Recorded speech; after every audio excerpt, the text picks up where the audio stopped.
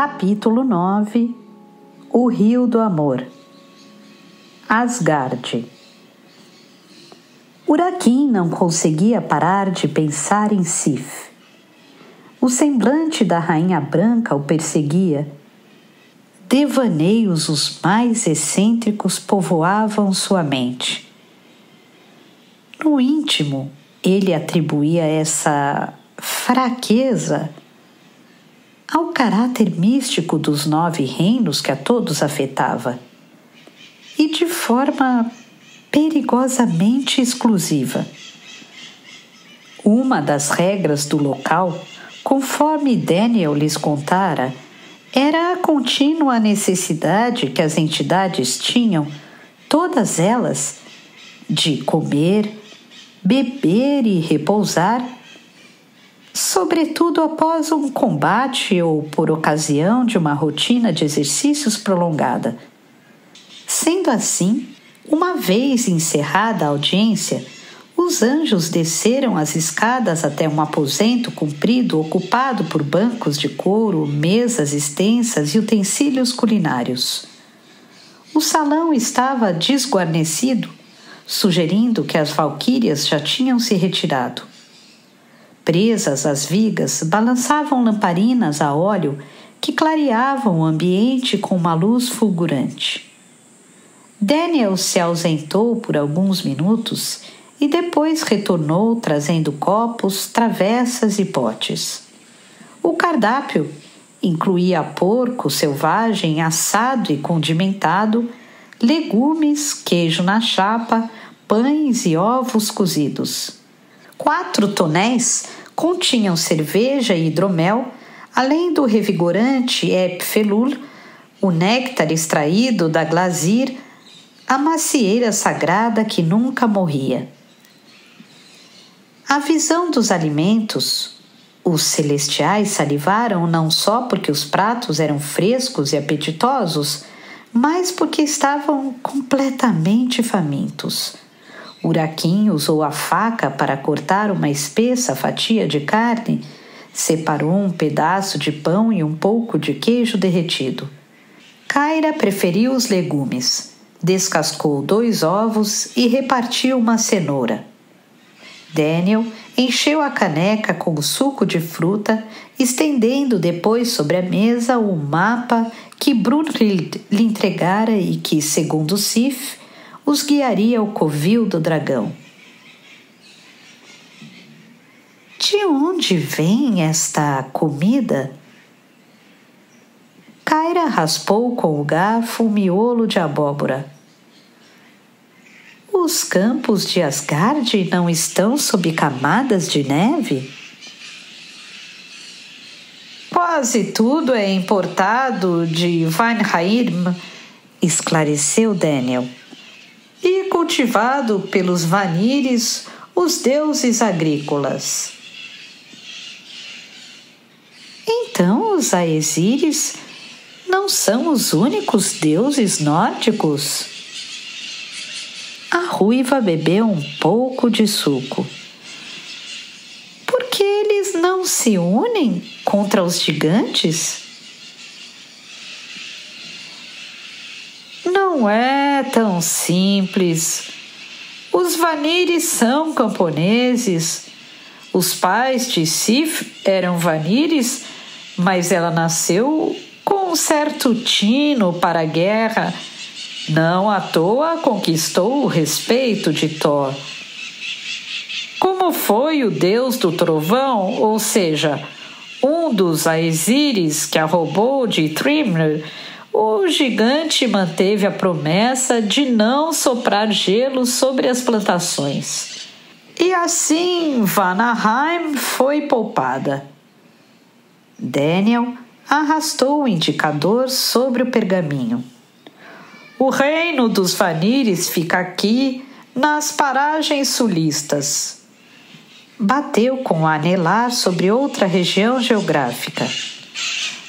Nós caminharemos na direção oposta para o norte, cruzando uma das pontes de Yggdrasil até o antigo território dos Elfos. Estou vendo. Kyra estendeu o pescoço. O planisfério continha traços que indicavam o curso de rios, cavernas e florestas, incluindo o símbolo de uma caveira que parecia ilustrar uma zona de perigo. Durante a conversa com Sif, você comentou que Alfheim foi esvaziada. Creio que abandonada seja o termo mais correto. Mas os elfos partiram para onde? Difícil dizer.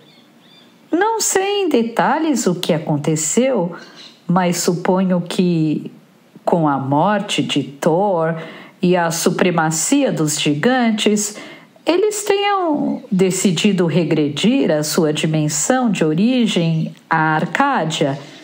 Muitas fadas da Terra escolheram refazer o mesmíssimo caminho no final da Idade Média, quando o tecido da realidade engrossou e o plano etéreo se tornou mais distante.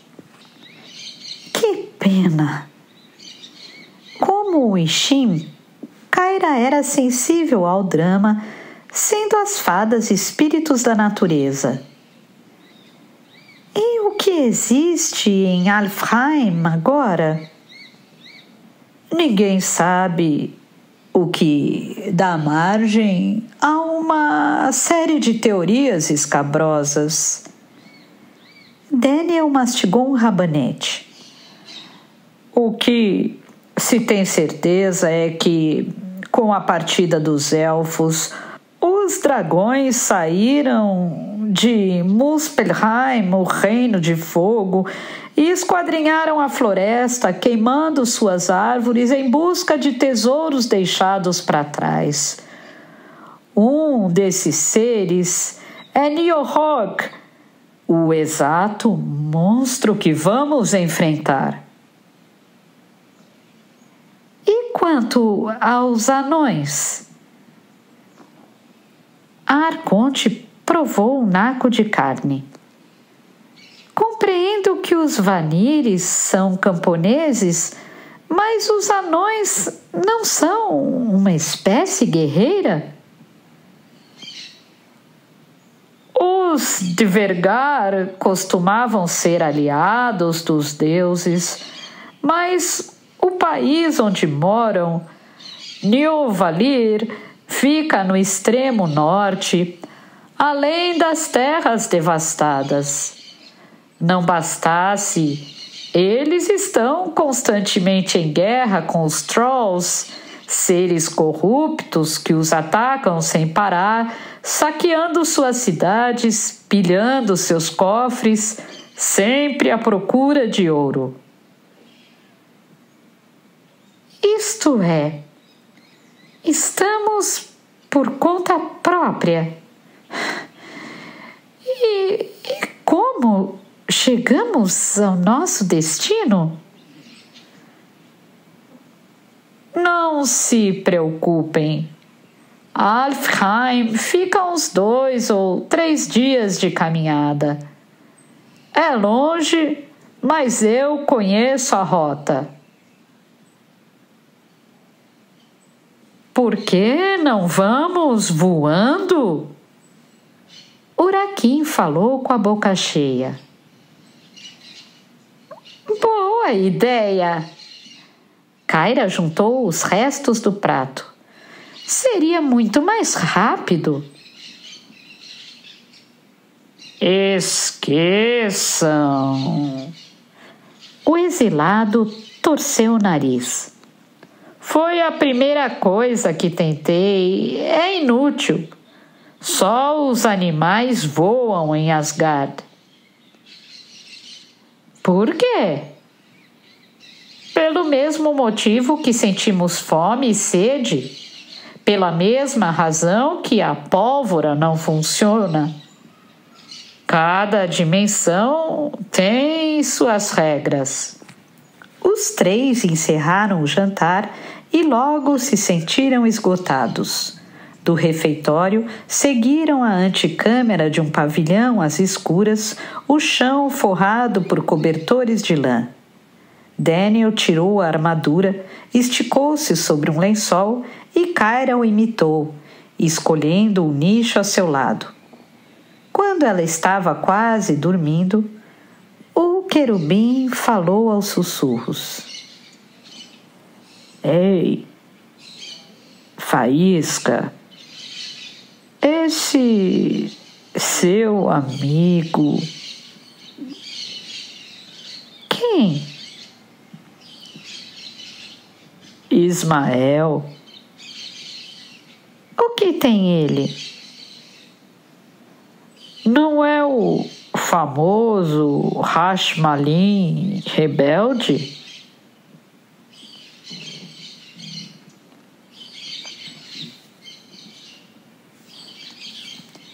É.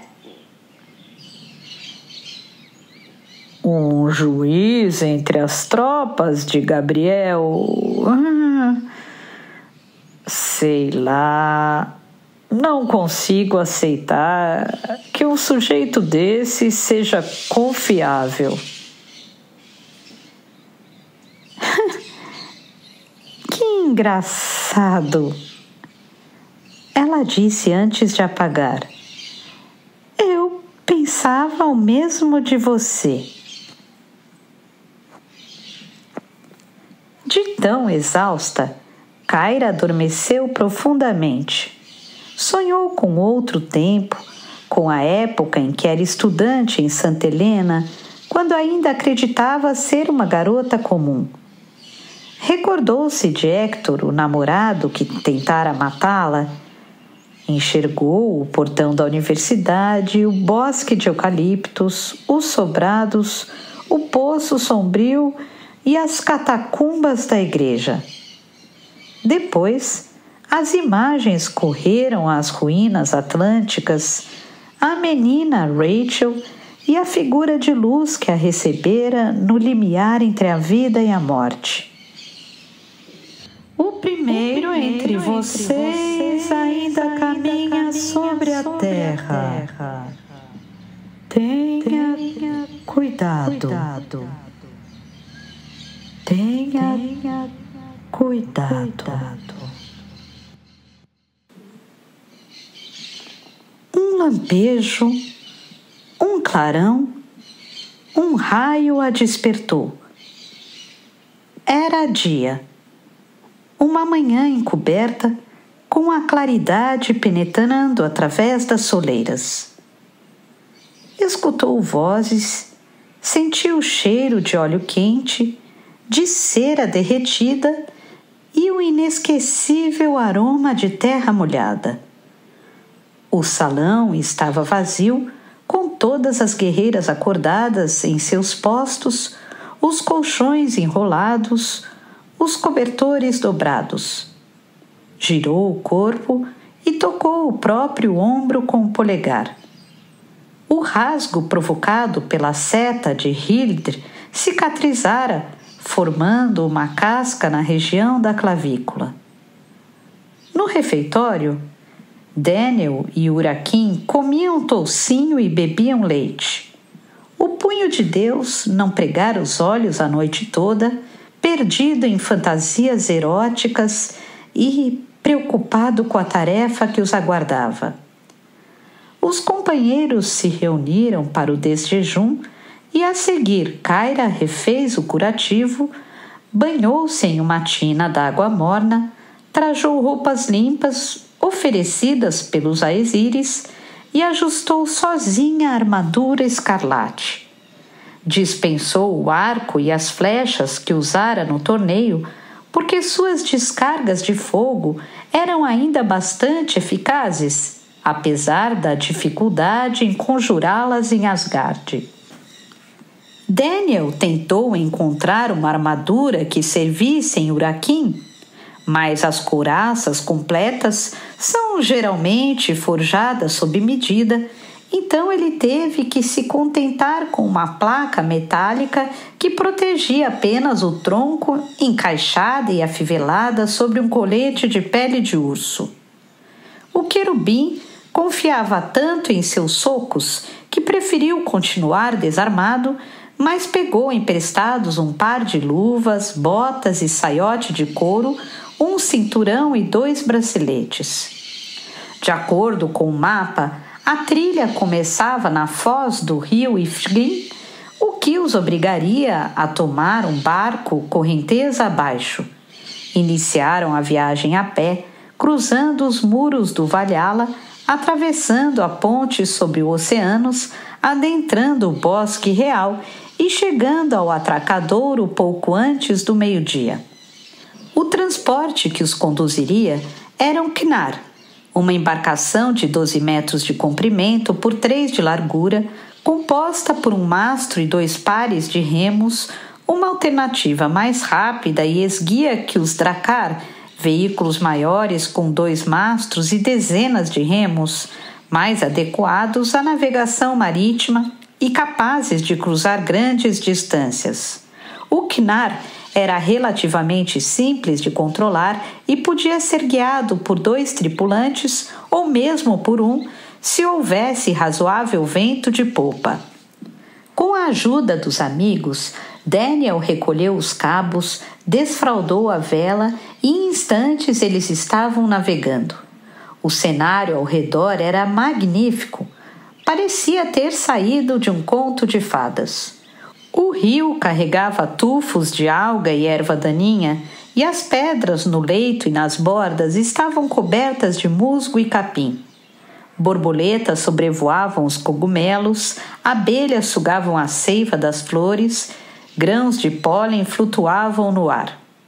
Os raios de sol chegavam quase sólidos, destacando o serpentear dos girinos, as raízes tortas, os troncos apodrecidos. Daniel acomodou-se na parte de trás do Knar com uma das mãos no comando do leme. Uraquim deitou-se na proa e lá ficou, até que acabou cochilando. Como eu pensei, tudo calmo, comentou o anjo exilado. Esta região é segura. Os ogros não costumam caçar nessas bandas. Ainda estamos na Floresta Real? Não mais. Cruzamos a linha de armistício faz uns 10 minutos. Já que se propôs a falar, aproveite e me diga o que sabe sobre este rio. Uma coisa ou outra, lendas, rumores. Conta-se que o Ifgre já foi chamado de Rio do Amor. Seu leito era apinhado de pepitas de ouro e servia como morada para as ninfas aquáticas. Certa vez um anão, Andvari, tomou esse tesouro e o condensou em uma única peça mágica, o Anel dos Nibelungos, com o qual esperava governar os 9 reinos, mas só conseguiu reinar sob as montanhas de Nilvalir. Pelo jeito, não deu muito certo. Sabe o que isso me lembra? Kyra encostou a ponta dos dedos na água. O percurso até a cidadela Yami, onde Andira previu sua morte. A cidadela Yami era o refúgio dos espíritos amazônicos e Andira era a deusa com quem eles se encontraram durante a busca pelas ruínas atlânticas meses atrás. Fico, de certa forma, aliviada em saber que nem todas as profecias se cumprem no fim das contas. Bom, todo mundo morre um dia. menos nós que somos imortais. Não se iluda. Acho mesmo que o universo é imperecível.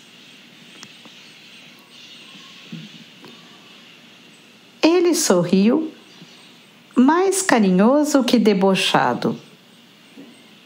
Acha mesmo que o universo é imperecível? Que vai durar para sempre?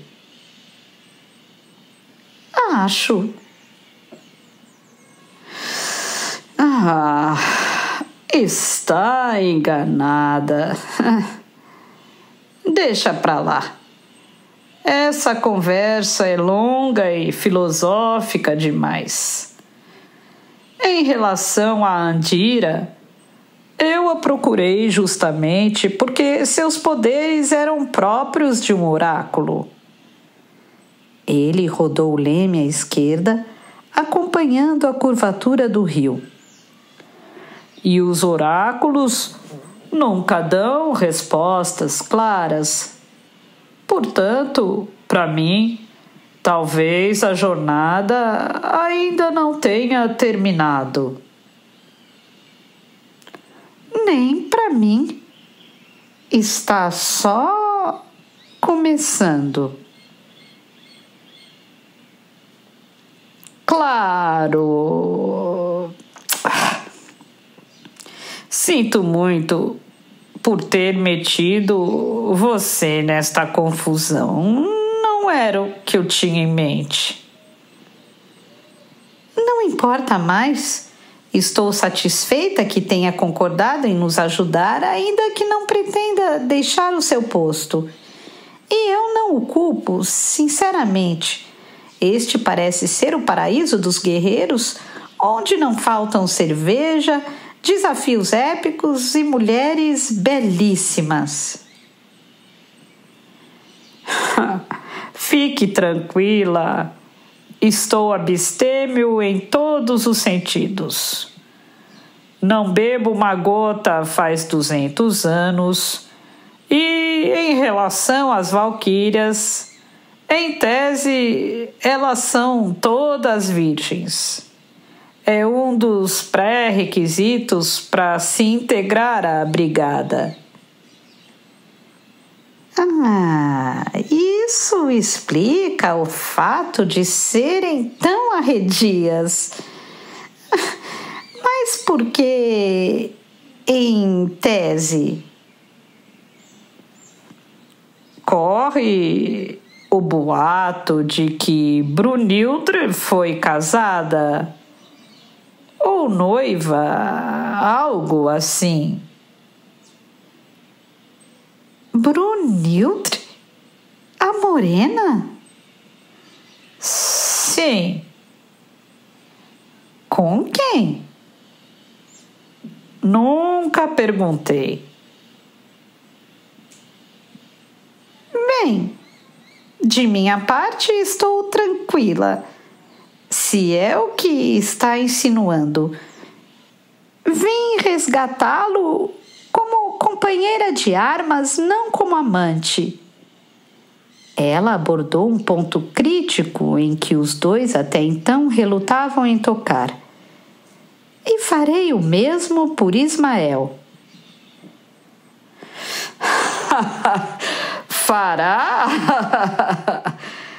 Quer enganar quem? Não seja convencido. Era só o que faltava a esta altura. Convencido, não. Realista. O amor que sentimos um pelo outro é especial. Está muito além da mera paixão. Foi esse amor que a trouxe aqui. Isso é uma piada? Porque eu nunca sei quando você fala sério. Agora é sério, assegurou-lhe. Uma vez eu lhe contei que palavras são reduções, abreviações ínfimas dos nossos sentimentos. E dito isso, ele se preparou para enfrentar a verdade que não era agradável nem tão romântica. De qualquer modo, eu agora sou um capitão dos Aesíris e você o Marconte de Gabriel. Nunca poderíamos ficar juntos e, mesmo se pudéssemos, não daria certo. Você parece entender do assunto. Infelizmente, eu entendo. Com um sopro, Daniel afastou uma mariposa que ameaçava pousar em seu ombro.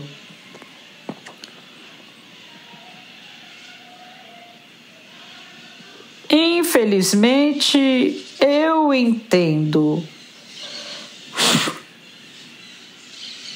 Com um sopro, Daniel afastou uma mariposa que ameaçava pousar em seu ombro. Garota, não vou mentir para você. Nesta vida, já me relacionei com muitas mulheres. Quando eu digo que nos amamos, é porque conheço o amor tão bem quanto a morte.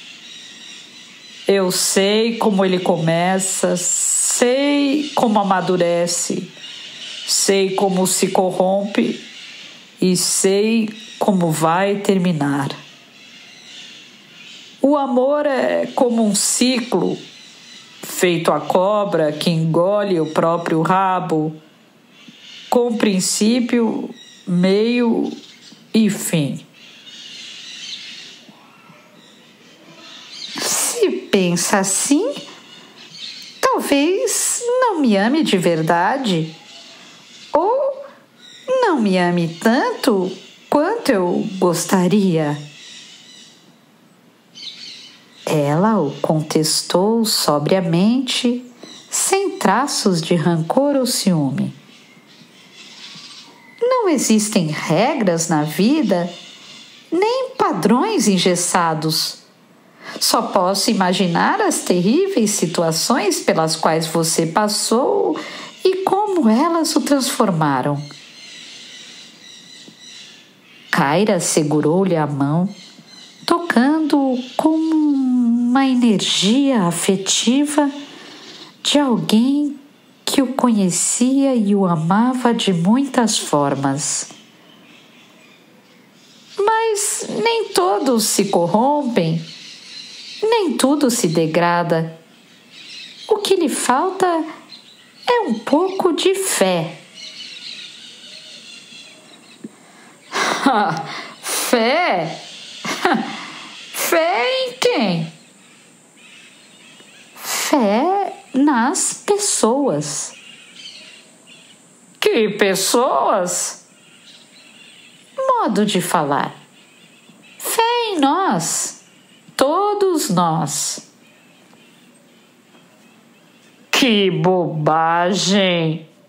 Daniel não queria ofender, mas sua experiência lhe mostrara o contrário. Olha, eu já vi muita coisa, já conheci muita gente, mas nunca estive com alguém 100% altruísta. E quanto aos orfanins? É a natureza deles, não conta.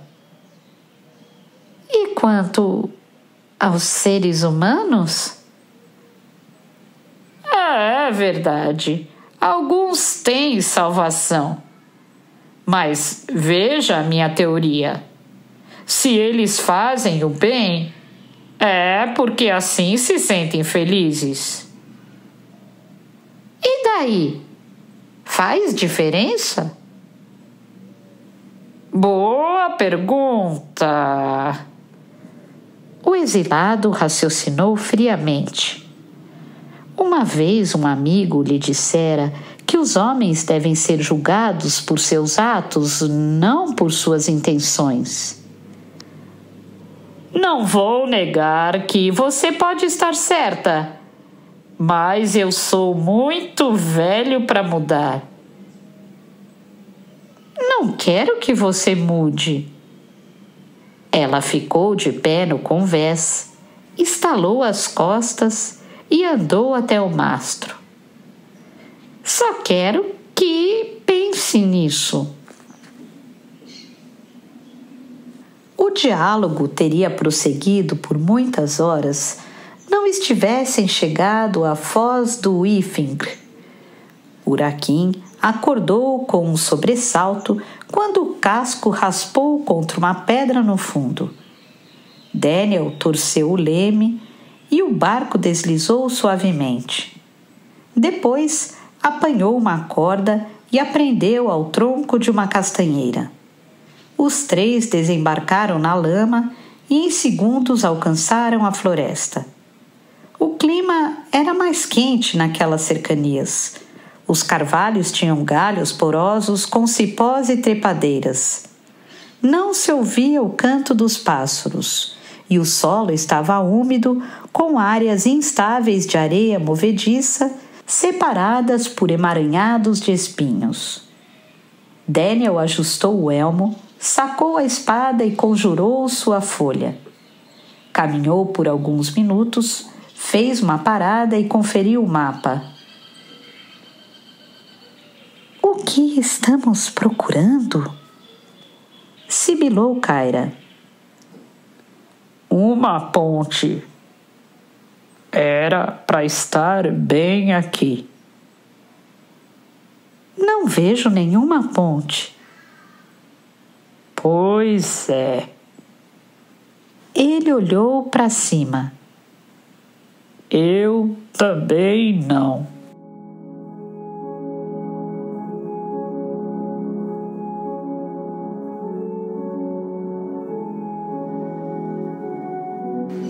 Capítulo 10. Corredor florestal. Shhh! Silêncio! Com um chiado, Kyra encostou o indicador sobre os lábios. Estão ouvindo isso? Isso o quê? Uraquim não percebera a nuance. Uma canção, eu acho. Ela ergueu a palma em sinal de espera e, uma vez concentrada, distinguiu o ruído. Uma orquestra, talvez, muito bela, como... Tentou descrever, mas lhe faltavam palavras. Como se as plantas estivessem cantando. Nunca escutei nada igual. Deve vir das árvores, então. Daniel tirou o capacete e aproximou a orelha da casca de um roble. Depois, o recolocou na cabeça e sua voz ficou abafada. Não é de se espantar que você tenha notado antes de nós. É um feitiço élfico. Tem certeza? Não, mas faria sentido. Consegue nos guiar até a fonte do som? Sim, fica para o norte. Norte? Ele dobrou o mapa e o guardou na armadura. Então, esse deve ser o caminho até a ponte. Não custa tentar. Afinal, já estamos perdidos. Os anjos caminharam por cerca de 1 hora até chegar a uma clareira em forma de sino. O solo apresentava resquícios de calçamento com pedras antigas e paralelepípedos rachados. O ruído se tornara claramente audível, soando como um coral afinado, mas, em vez de vozes, o que se escutava era o som da mata, o farfalhar dos galhos, o ranger dos caules, os lençóis subterrâneos, tudo regido e organizado numa sinfonia perfeita. O mais impressionante era que o sino nada tinha de mágico. Tratava-se de uma proeza da engenharia elaborada com fórmulas aritméticas e em harmonia com a natureza. Em outras palavras, eles estavam no interior de uma concha acústica projetada com a justa intenção de reger essas notas e equalizá-las de maneira perpétua. No extremo norte brilhava uma luz que era também diferente de tudo o que já tinham visto. Seguindo mais uns 4 ou 5 passos, Kyra, Daniel e Urakin avistaram um sinuoso corredor florestal, um túnel largo e cilíndrico, cercado de bordos gigantes com os troncos unidos e as copas entrelaçadas. Grandes folhas captavam os raios solares e os filtravam, lembrando os vitrais das igrejas humanas, refletindo em fachos e desenhos complexos. O terreno estava coberto de musgo, salpicado de lama e gravetos, mas quando Daniel pisou forte no chão, reparou que o fundo havia sido talhado em madeira, concluindo, portanto, que o corredor à sua frente era justamente a trilha que eles procuravam, a tal ponte construída pelos elfos sobre os galhos da Yggdrasil. Incrível! Admitiu Urakin, geralmente duro como um pedaço de rocha. O que eu sinto é como se já tivesse estado aqui quando criança. Conheço essa sensação, disse Kyra. O que estamos saboreando é o glamour, um tipo de feitiço que capta e amplia nossas emoções mais inocentes. O encanto mistura curiosidade com nostalgia e o efeito é este que estamos presenciando, que nos fascina e atrai. Mas eu aconselharia cuidado. Por quê? Perguntou Daniel. Que mal um feitiço assim poderia causar? Não sei, mas no reino animal, não raro, a beleza e a sedução são usadas como arma pelos predadores. Se vamos atravessar esta ponte, acho que precisamos ficar unidos. Unidos ou não, é melhor seguirmos adiante. Urakin olhou para cima. O sol está se pondo. Logo a noite vai cair. Que vergonha! Um grandalhão desse com medo do escuro. Que vergonha!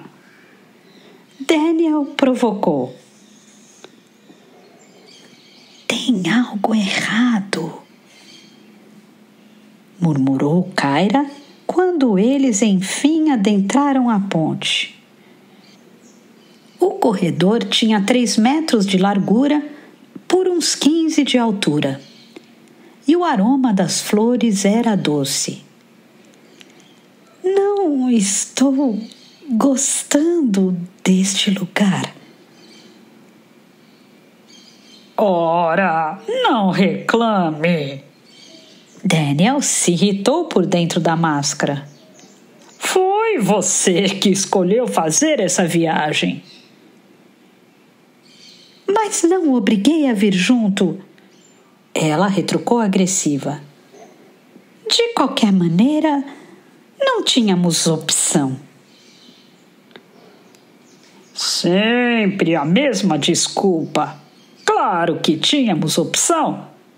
Se você tivesse matado Hildr, talvez Sif a autorizasse a comandar suas tropas direto para Bifrost, o que nos pouparia desta jornada ridícula. Os 3 dobraram a curva e, através dela, a passagem seguia sobre o imenso tronco, as orlas fechadas por cipós e arbustos. O problema, Arconte, é esse seu heroísmo patético, essa relutância em matar seus inimigos. Nem todos merecem continuar vivos. Nem todos merecem uma segunda chance. Será que é tão difícil entender? Essas são palavras de Bogawir, o capitão dos Aesiris. Ela se enfureceu, como se algo a estivesse excitando. Oh, de Daniel, o anjo da morte? Eles são a mesma pessoa, intercedeu Urakin, torcendo o rosto numa expressão de desprezo. Mentiroso, egoísta, ingrato. Deu uma gargalhada enviesada que não era própria dele. Como pode tratar assim a Arconte depois de todo o esforço que ela fez para resgatá-lo? Não preciso que ninguém me defenda, legionário. Kyra não gostou do comentário e se voltou contra Urakin. Não pedi sua ajuda. Ergueu o dedo na direção do guerreiro. Sei me cuidar sozinha. Sabe? O punho de Deus sorriu com desdém. Quem a salvou em Santa Helena, na República? Ele desencavou fatos antigos. Quem a alçou aos céus quando as torres de Atia desabaram? Quem descobriu a passagem até o posto de controle? Fui eu! Bateu no peito. Fui eu? Não Ismael, a quem tanto preza. Quem a salvou fui eu, Urakin, o punho de Deus. Sua força é incomensurável, realmente. E resume bem o que você é. Uma montanha de músculos. Nesse ponto, sou forçado a concordar com ela, grandalhão. Uma montanha de músculos. Gostei da definição. É, bem, isso mesmo. Enquanto os celestiais trocavam farpas, as trevas sobre eles cresciam. Sem que percebessem, a oeste o sol começou a descer e gradualmente os vitrais se apagaram. O glamour que tanto os encantara na clareira de repente se converteu em um feitiço reverso moldado a partir da mesma energia infantil que, no entanto, explorava as questões obscuras, as características perversas, em geral reprimidas. Do que está rindo? Uraquim encarou Daniel. De você, do jeito como olhou para Sif. Esqueça, meu chapa, ela é uma rainha e você é um peão.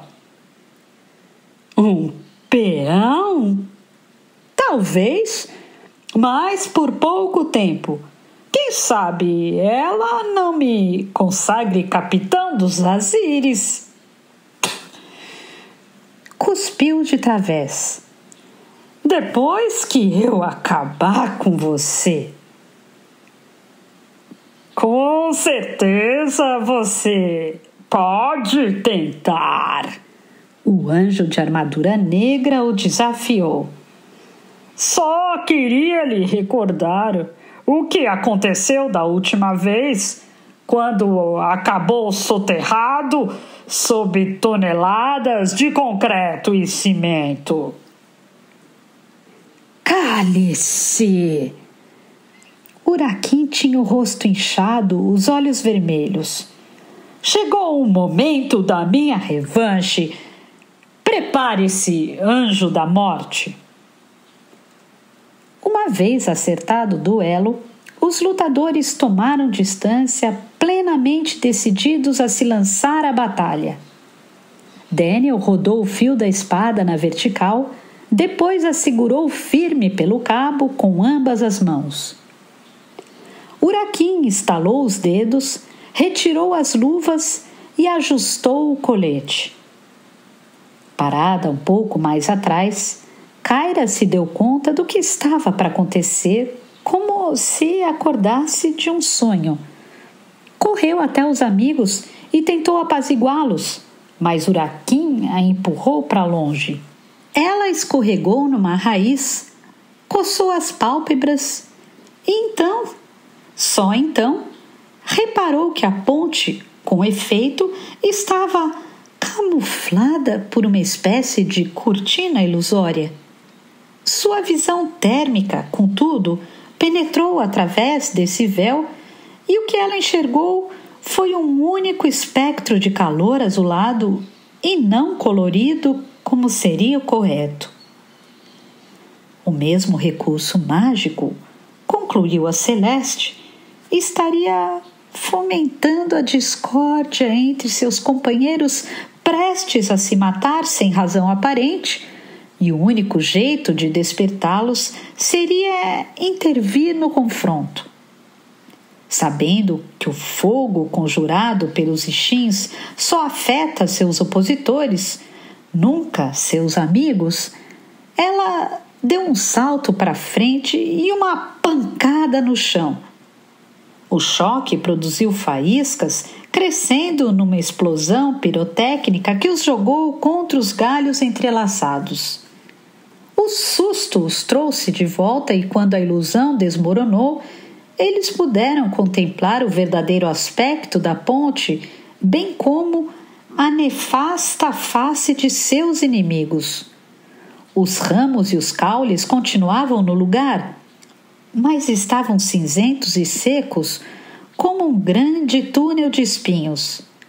Um vento gélido os penetrou e com ele surgiram criaturas esqueléticas de nariz fino e orelhas pontudas, ostentando diademas e armaduras feitas com escamas de aço.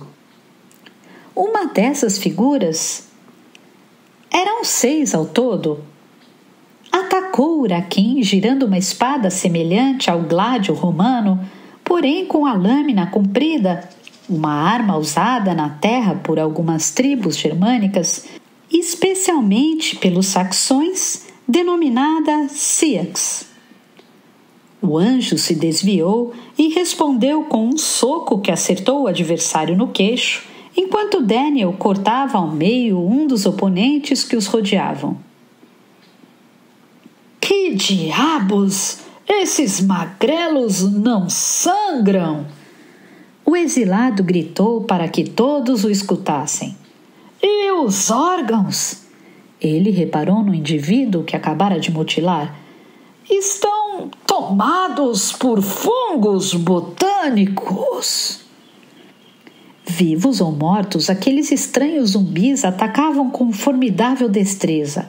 Eram velozes e seus olhos enxergavam no escuro como dois orbes flutuando nas trevas. Um dos sabres resvalou às placas escarlates de Kyra, que contraiu o braço para tirar sua descarga. Fez brotar dos dedos uma bola crepitante que atingiu em cheio a entidade mais próxima. Focados no corpo a corpo, o trio não reparou que mais criaturas os observavam do alto. Uma delas usou um cabo para lançar a cintura de Kyra e depois a puxou para cima. Sendo uma Ishin, sua reação imediata foi esquentar a própria pele para que o laço se partisse, mas o objeto que a prendera não era uma corda. Era um tipo de alga úmida e pegajosa, com propriedades elásticas, que não aquecia e não queimava tão fácil. Outros elfos a seguraram, envolvendo-a com mais dessas tiras e, em poucos segundos, a carregaram de lá, disparando sobre as copas, escapando do túnel com uma leveza assombrosa. Urakin saltou adiante sem desviar a atenção das folhagens e acabou sendo estocado por um dos seres que os ameaçavam no solo. Por sorte, o Six só lhe feriu o antebraço, mas ainda assim foi um rasgo profundo. Com o sangue escorrendo, ele esmurrou o antagonista feérico, achatando-lhe o crânio, mas dando tempo para que os raptores desaparecessem através dos cipós. Quando o vento parou de soprar, os 6 zumbis haviam sumido. Urakin bufava de frustração, sem saber o que fazer, até que o exilado chamou. Mortos-vivos, sem dúvida! Daniel recolheu os gravetos, cheirou-os e depois os amassou. Corpos de antigos nobres élficos que pereceram em batalha, reanimados por feitiçaria. Os elfos tinham o costume de enterrar seus guerreiros sobre um broto de árvore, assim a planta crescia e se tornava seu ataúde. Só posso imaginar que esses defuntos estavam escondidos nos troncos, esperando que passássemos para nos emboscar. Dito isso, ele trocou olhares com o parceiro de luta. Sinto muito pelas besteiras que falei, Xará, mas eu topo a revanche a qualquer hora. Revanche? Urakin indignou-se com a proposta. Está louco? Kyra foi raptada. Sim, raptada, não morta.